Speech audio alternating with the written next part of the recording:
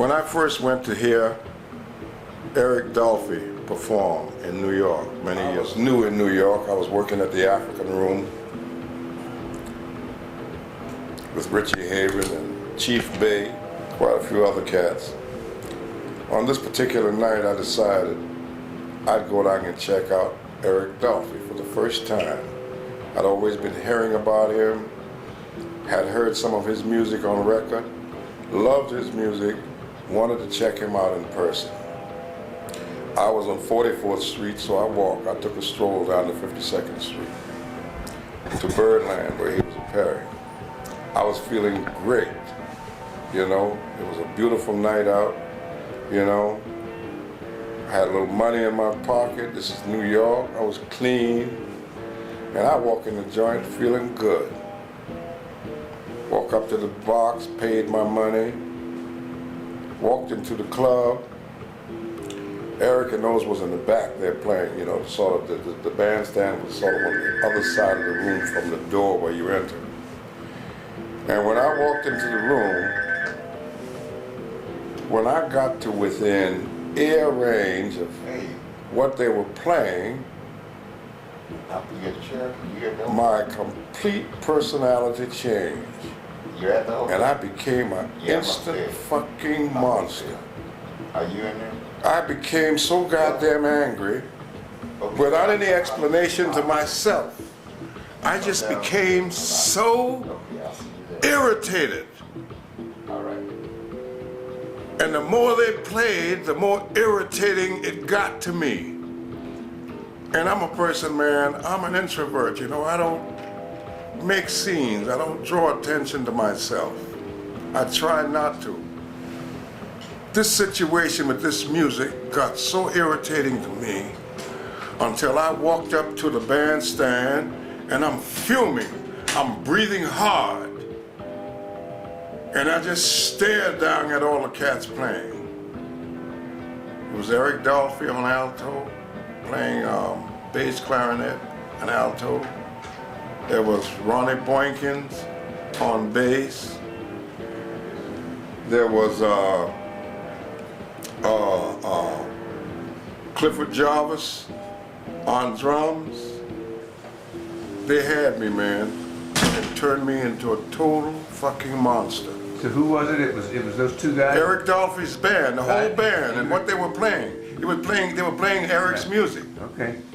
Turned me into a monster, man, and I'm fuming. And when they hit the last note, I got up into Eric's face and I started screaming down on the man. Never seen the man before in my life. Jeez. I don't do this, man. This ain't me. You hear what I'm saying? They had transformed me into someone that I had never experienced in myself. You dig it?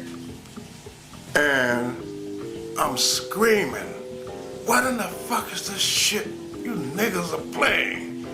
Organized disorder? Are you crazy? You know, and I want to fight. And Eric and I got nose to nose, man. And we just screamed obscenities at each other. Until this little short-ass midget that they had there in Birdland walked up. Now, he walks up like he's a bouncer. Can you imagine a midget? He walks up, and he's carrying this big hunting knife on his side. And he walks up and he throws his coat back so I could see his knife. And he just thumbs towards the door of me, like, out.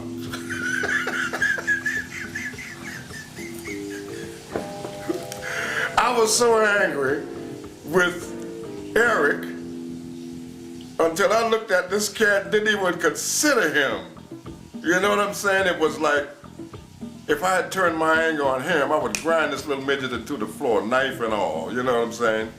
So I just took the low end and says, fuck it, and walked out of the door. Okay, about 6 months passed, man. I'm playing over at the 5 spot. Was Randy Weston, right? And during a break between sets, we would walk across the street from the club. There was an empty lot with a fence around it, and we'd hang out there, you know, leaning against this fence, talking and shit. So I'm leaning against this fence, smoking a cigarette, and who walks up but Eric Dolphy? All right? I saw the cat coming, you know, and when I spotted him, because you could always tell Eric because he had a big lump on his forehead, big knot right on his forehead, you know. And my first feeling was, I know this cat gonna be mad because I went there, did all of that ugly shit the other night, and I can't explain to this day, man, what happened to me. One thing it taught me the power of music. If the right music, the right kind of music is played at a certain time, you understand, with the right kind of receiving mind, you dig it? That music can change you, can change your personality, can control you. You can control people with music, the right kind of music. Believe me. I mean, people are being controlled right now with music. You got some people that can't walk around without an iPod or one of them things in their ear listening to music all the time. You see, because music becomes sort of like their hub, their neutral zone, their zone that they can escape to from all the exterior irritations and agitations that you experience on a day-to-day basis. So that music become an integral part of where you want to be personality-wise. I walk in the joint feeling good, and I want to feel good. And these guys were playing some stuff so ugly, it took me over. I couldn't resist it. I took it in. You dig it? And then I allow it to take me over and made me exchange ugly words with the cat that was creating it. But the beauty of this meeting, when he walked up to me by the fence, this 6 months later, he walked up to me and says, "Black," with his hands out for a shake. I said, "Man, how you doing?" You know what I'm saying? And then he's being apologetic to me. This is what made it so beautiful, man. Eric was apologizing to me for what his music did to me. His music offended me so bad, it almost made us come to blows. And he obviously went home and thought about this, you know? And he was probably seeking me out because he knew that I was performing with Randy. He must have found out, and he walks up and there I was, waiting, nice and private, and we began to talk. And he said, "Hey man, what was that you called my music?" And I says, "Organized disorder." He says, "Man, that's exactly what it was." He said, "Man, that's what New York does to me." He said, "That's why I'm getting out of here." I said, "Where you going?" He said, "Man, I'm going to Europe, and I ain't coming back." And he parted.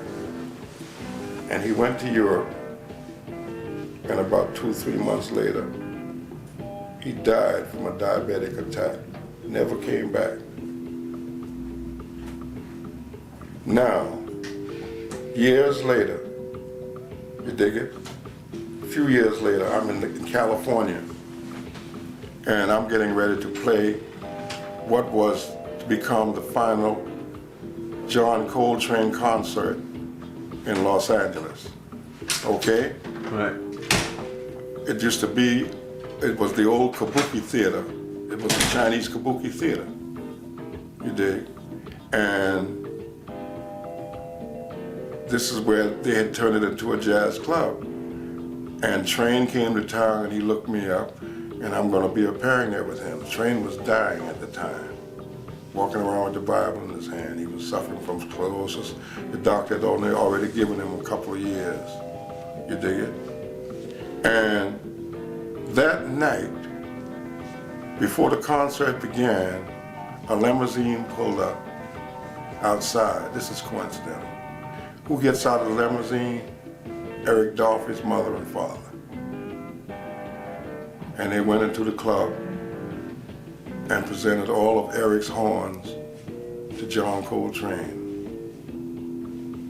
who himself died 2 months later.